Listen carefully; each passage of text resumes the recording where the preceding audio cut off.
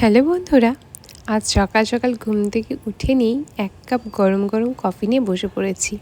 সাথে সুন্দর প্রকৃতি, আর এই কাপটাও কিন্তু নতুন, কিছুদিন আগে যখন মেলা এসেছিলো ওখান থেকে গিয়ে কিনেছি। আমি আগে শেয়ারও তোমাদের সাথে করেছিলাম।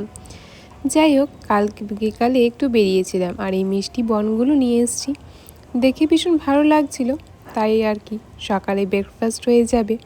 আর এই দেখো না, মা আর ছেলে একটু গল্প করছি, তখনই পার্থ হঠাৎ করে বলে, চলো আজ একটু শিলিগুড়ি যাব, টুকটাক কেনাকাটাও আছে আর বাড়িতে যাব। ব্যাস, মনটা তো ভীষণ খুশি হয়ে গেল। আর এই যে বাড়িতে এসে দুই বোনকে নিয়ে আর মাকে নিয়ে একটু বেরিয়েও পড়েছি। যাব একটু ভেগাতে। অনেক দিন সবার সাথে দেখা হয় না, বাড়িতেও এখন আর অতটা আশা হয়ে উঠছে না, তাই ভাবলাম আজ একটু ছুটির দিনে কোথাও গিয়ে ঘুরে আসি। তাই ভেগাতে চলে এসেছি। আর এইদিকে ডুগ্গু আর পাপাও একসাথে টাইম স্পেন্ড করছে, আমিও মা আর বুনুদের সাথে মাঝে যখনই সময় পাচ্ছি একটু একটু করে ক্লিপ নিয়ে রাখছি তোমাদের সাথে শেয়ার করব বলে। আজ ভেগাটা ভীষণ সুন্দর লাগছিল। দিওয়ালিটা যে সবেমাত্র পার হলো, তাই সুন্দর করে সাজানো ছিল।